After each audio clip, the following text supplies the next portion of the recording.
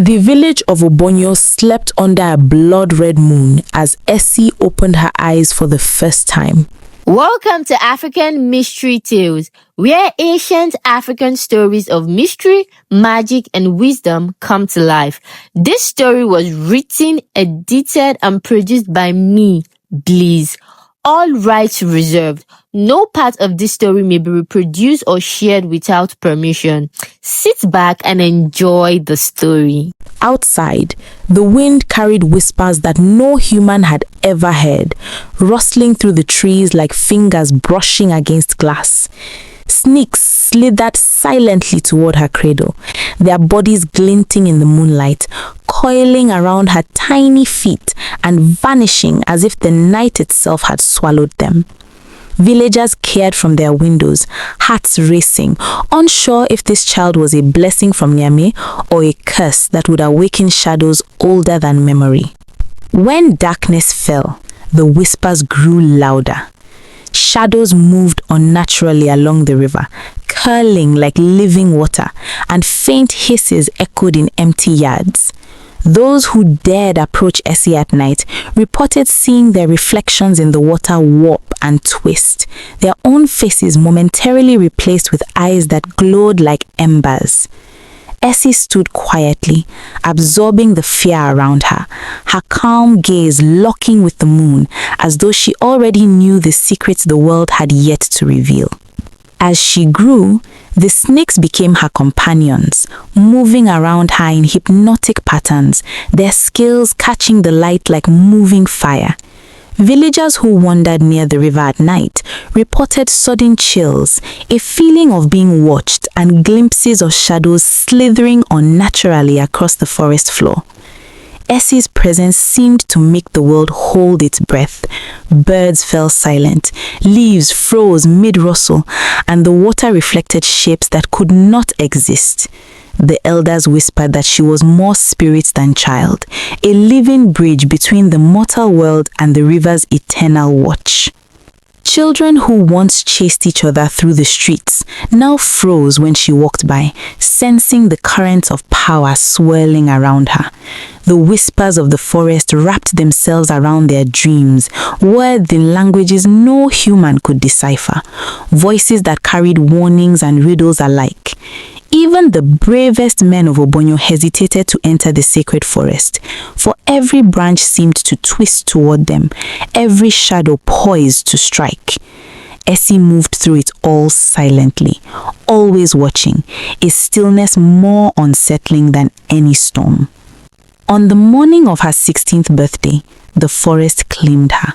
For 7 nights, the village heard only the wind, the river's murmur, and the faint hiss of unseen serpents. On the 7th dawn, she returned, her eyes shimmering with an otherworldly glow. Around her, snakes coiled like living jewelry, each one carrying knowledge older than the village itself. The air seemed heavier around her, pulsing with a rhythm that matched the beating of some ancient heart beneath the river. Essie demonstrated her new power with terrifying calm. A serpent approached, and in an instant it vanished into her mouth, dissolving as if absorbed by shadows themselves. With each serpent consumed, a fragment of wisdom and strength radiated from her, bending the forest, the river, and even the villagers' fears into a tapestry of awe. The elders trembled in realization. She was no longer just Essie. She was Nyame's chosen, the eater of serpents, the keeper of balance, and the enforcer of laws older than stone. Villagers began to disappear. First a goat, then a hunter, then a child who had dared to pick forbidden flowers. Whispers filled the air at night, curling around homes like smoke. She is the eater. The river's vengeance walks in human skin. Shadows twisted in unnatural shapes along the forest edge, and those who glimpsed Essie reported her eyes glimmering faintly in the darkness, reflecting countless serpents' hissing forms. Fear and reverence intertwined, leaving the village in a trance of cautious obedience. Even the forest seemed to participate in her judgments. Leaves rustled like soft warning chants, water rippled with strange messages, and shadows moved as if alive. Those who ignored the rules vanished without struggle, as if swallowed by the night itself. Essie's calm presence remained a silent testament to the power she now wielded, the invisible line between obedience and doom drawn clearly in the soil and riverbanks of Obonyo. When Prince Coffee arrived, glittering with gold and arrogance, the air itself seemed to tense. Villagers whispered frantically, warning him of the girl born under the blood-red moon. The prince laughed, dismissing their fears as superstition, but the shadows followed him, twisting and whispering, brushing against his feet when he thought no one was near. Essie observed silently, her presence felt rather than seen, eyes glowing faintly as the river's warning slithered through her thoughts. Click the subscribe button below and turn on the bell notification so you get notified whenever I upload interesting African mystery tales like this. She led him into the forest under the moonlight, where shadows dripped from the trees and water shimmered like molten silver. Coffee's laughter faltered as whispers rose, layering in tones he could not comprehend.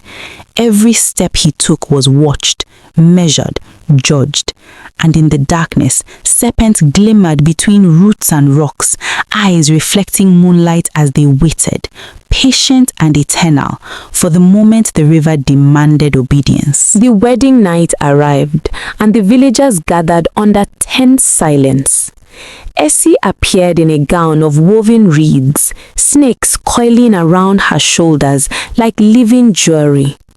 The moon cast a red glow across the scene, painting shadows that writhed and twisted unnaturally. Coffee approached, unaware that the forest itself had shifted to ensnare him in silent judgment.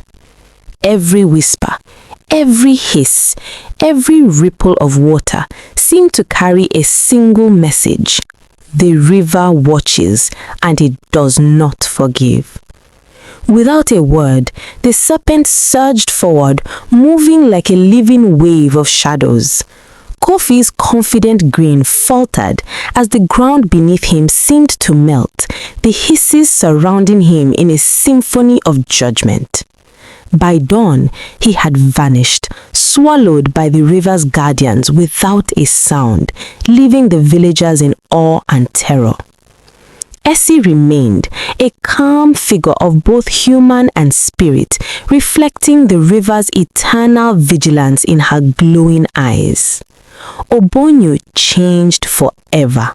The villagers left offerings along the riverbank, whispered prayers to the spirits, and taught their children the rules of the forest. No one dared defy the laws, and Essie's presence became a living story, a legend woven into the very air they breathed. Travelers who glimpsed her silhouette beneath the moonlight left in silence, shivering with respect for powers older than human memory. Children learned that the forest spoke in whispers, and the river flowed with judgment. Essie's eyes, glowing faintly in the night, reminded everyone that balance was fragile and patience eternal. Her calm vigilance ensured that curiosity never turned to greed, and greed never awakened the horrors that slumbered beneath the river's surface. The village thrived under her silent protection, a fragile harmony between human and spirit worlds. Years passed, but Essie never aged in the way others did. Travelers came to see the girl who could commune with serpents, their voices trembling as they spoke of her glowing eyes and the forest that moved with her will. Those who tried to trick her, to steal her secrets, vanished into the shadows for days, returning humbled or not at all.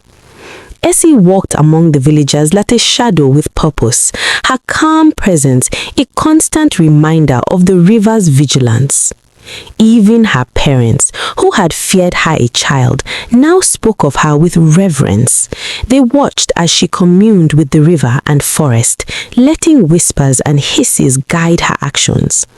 Power, knowledge, and patience shaped her existence, ensuring that Obonyo survived. Essie's lessons were clear. Respect the old ways, honor the river, and never underestimate the shadows waiting in silence.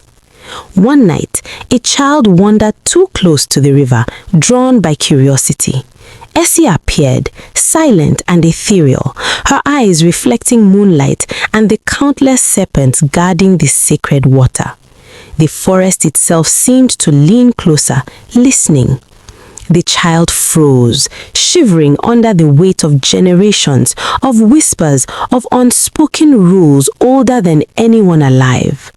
Essie whispered a single warning, a secret wrapped in language older than memory. The child nodded, understanding fully without a word, and the balance remained intact. The river shimmered in approval, shadows coiling and twisting like protective guardians. Essie melted into the night, leaving only the whispering winds and the glimmering water as proof of her presence. The village slept in safety, reminded once again that obedience and respect were the keys to survival. And somewhere deep in the forest, Essie waited, eternal and vigilant, watching over Obonyo and the river's endless judgment.